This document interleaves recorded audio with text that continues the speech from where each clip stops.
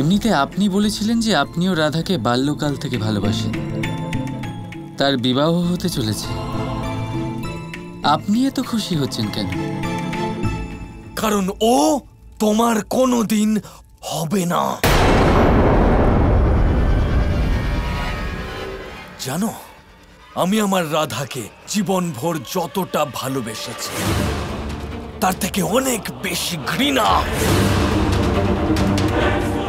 আমি তোমাকে এই কয়েক মাসের মধ্যে করেছি।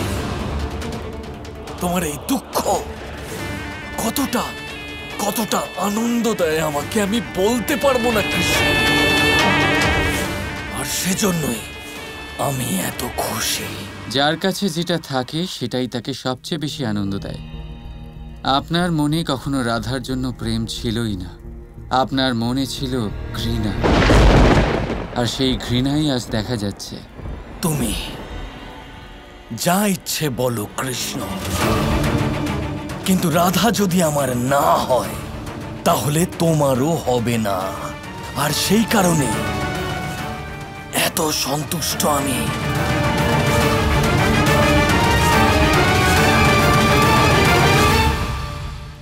রাধা কার হবে এই শুধু তারই সিদ্ধান্ত, অন্য কারণ নয়। মা, আমি কি ওকে ভালোবেসে ভুল করেছি? না, জানো, যখন আমি প্রথমবার তোমাকে আর কানাইকে দেখেছিলাম তখন আমার মনেও এই একটা কথাই এসেছিল যে রাধার জন্য কৃষ্ণ তো উপযুক্ত পাত্র হবে। কিন্তু সেই সময় কৃষ্ণের ওপর কংস নামক সংকট এসেছিল। কিন্তু মা, এখন তো সেরকম কোনো সংকট নেই। না, আর এখন তো তুমি কৃষ্ণকে ভালোবাসো না?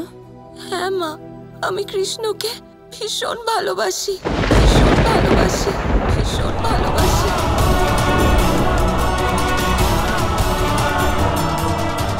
প্রেমের সম্পর্কটা দুই তরফেই হওয়া উচিত। তুমি কৃষ্ণকে ভালোবাসো, কিন্তু কৃষ্ণও কি তোমাকে ভালোবাসে? হ্যাঁ কাকি, আমি রাধাকে ভালোবাসি, ভীষণ ভালোবাসি ওকে। সৃষ্টির বাল্যকাল থেকে ভালোবাসি।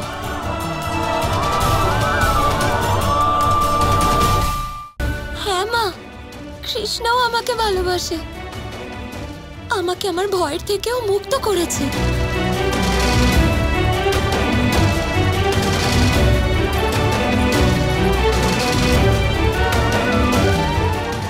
কতবার রক্ষা করেছে ও আমাকে জানেন? এই ফুল আনতে ও সেই দুর্গম পর্বতেও উঠে গিয়েছিল শুধু আমার জন্য। আর এই শালগ্রাম কৃষ্ণের সবচেয়ে প্রিয় আর দুর্লভ পাথর। ও স্বয়ং নিজের হাতে সেটার অলংকার বানিয়ে আমাকে উপহার দিয়েছে, যাতে সংকটের সময় আমি এই পবিত্র শালগ্রাম থেকে শক্তি আর বল পাই।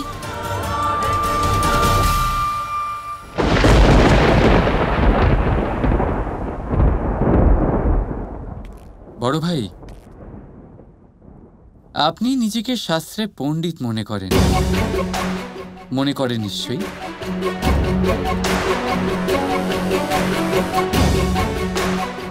দৃশ্যত্ব না প্রেমং সত্রজিৎ। এই ঘৃণার কখনো বিজয় হয় না, বিজয় সর্বদা কেবলই প্রেমের হয় বড় ভাই। কিন্তু রাধা, কৃষ্ণ কি তোমাকে কখনো নিজে স্বীকার করেছে যে ও তোমাকে ভালোবাসে?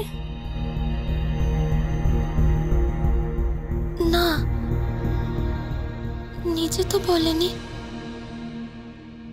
কিন্তু কিন্তু না রাধা, এই সব কিছু যা কৃষ্ণ তোমার জন্য করেছে সেটা একজন শুভাকাঙ্ক্ষী হিসেবেও তো হতে পারে, আর এই উপহার এই একজন বন্ধু হিসেবেও তো দিতে পারে।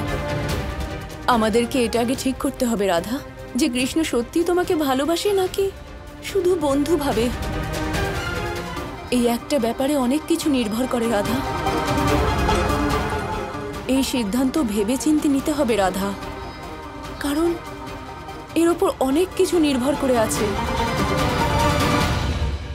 যদি কৃষ্ণ বলে দেয় যে ও তোমাকে ভালোবাসে, তাহলে আমি তোমার বাবার সঙ্গে কথা বলবো রাধা।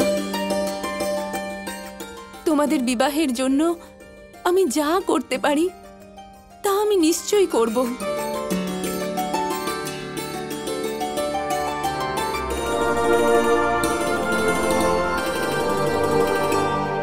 কৃষ্ণ তো আমাকে ভালোবাসেই, এখন শুধু বলার অপেক্ষা।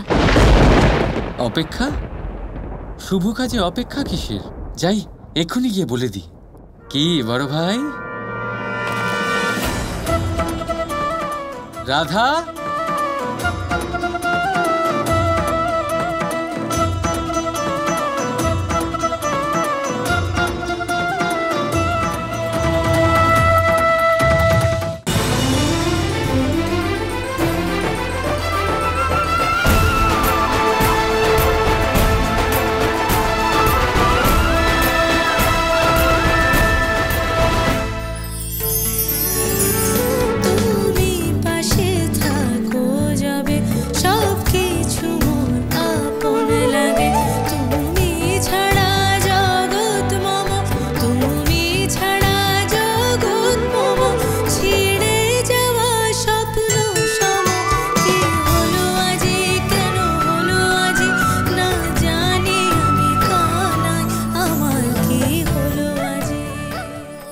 কৃষ্ণ, 100 বছর বাঁচবে তুমি। এখন আমরা তোমার ব্যাপারেই কথা বলছিলাম, তাই না রাধা? আমার ব্যাপারে কথা বলছিলেন? আচ্ছা, কি কথা বলছিলেন শুনি শুনি। কৃষ্ণ, মানে আমি মাকে, মানে তুমি। রাধা, কীর্তিদা কাকি। কি হয়েছে আয়ান? আপনাদেরকে বৃষভান কাকা নিচে ডাকছেন। চলো রাধা, তাড়াতাড়ি চলুন, আসুন।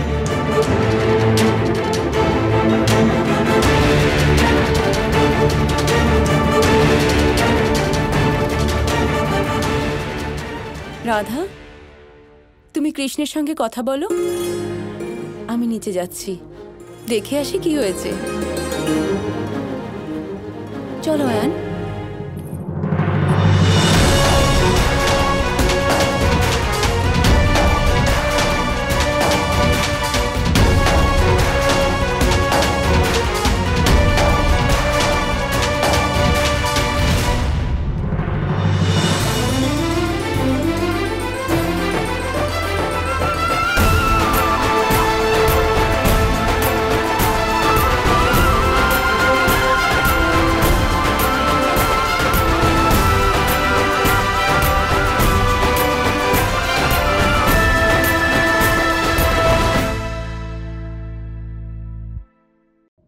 আমরা সবাই জীবনে নিজের জন্য সবচেয়ে ভালোটাই চাই, সবচেয়ে ভালো সুবিধে পেতে চাই, সবচেয়ে বেশি সম্মান পেতে চাই।